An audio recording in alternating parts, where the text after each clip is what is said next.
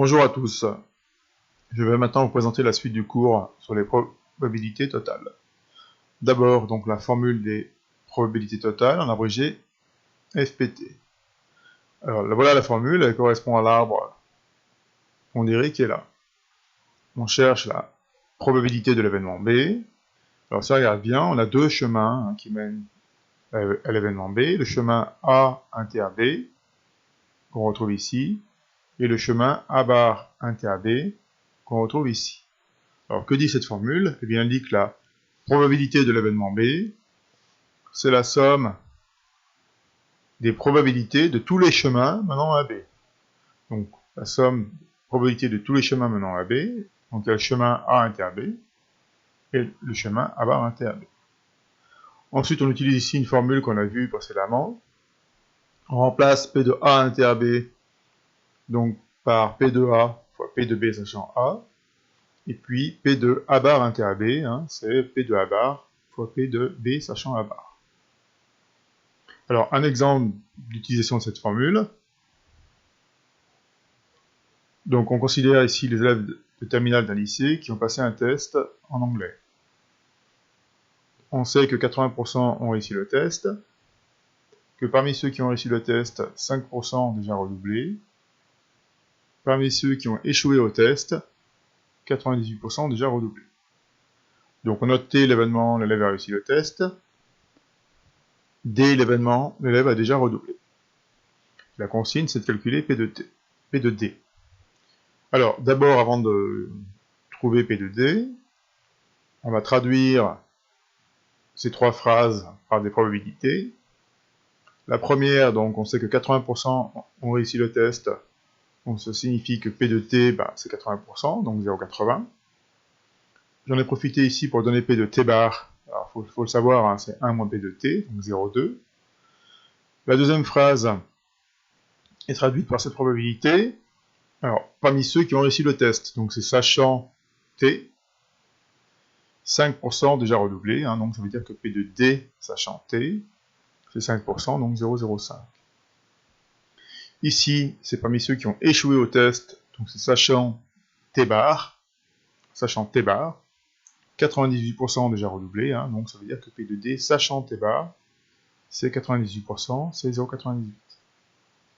Alors je cherche P de D, donc j'applique la formule des probabilités totales, et je remplace chaque probabilité par sa valeur. Donc P de T, 0,8, P de D, sachant T, 0,05,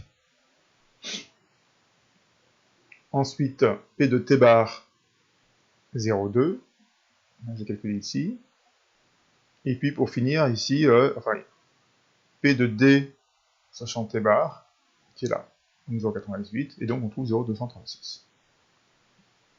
Alors, dernier paragraphe du cours, c'est ce qu'on appelle la représentation par un arbre pondéré. Donc j'ai repris l'exemple précédent, j'ai fait un arbre, et sur les branches, j'ai indiqué les probabilités. Alors, ce qu'on savait au départ, c'est P de T égale à 0,8. On avait cette probabilité aussi qui était donnée, P de D sachant T égale à 0,05, et on avait cette probabilité qui était donnée, P de D sachant T bar égale à 0,98. Donc ce qu'il faut, c'est trouver les autres probabilités. Donc il manquait celle-ci, celle-ci et celle-ci. Alors, c'est la règle numéro 1 qui permet de la trouver, cette probabilité. Les points qui sont ici, ici et là, on appelle ça des nœuds. Voilà. Donc là, par rapport à ce nœud-là, vous avez deux branches. Par rapport à ce nœud-là, vous avez deux branches. Par rapport à ce nœud-là, vous avez deux branches. Bon, que dit la propriété? Elle dit que la somme des probas inscrites sur les branches issues d'un même nœud est égale à 1. Donc ça veut dire que cette probabilité plus celle-ci est égale à 1. Donc si là on a 0,8, là on a 0,2.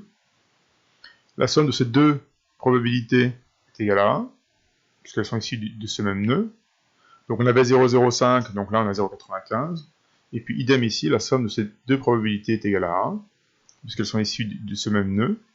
Donc on avait 0,98, là on a 0,02.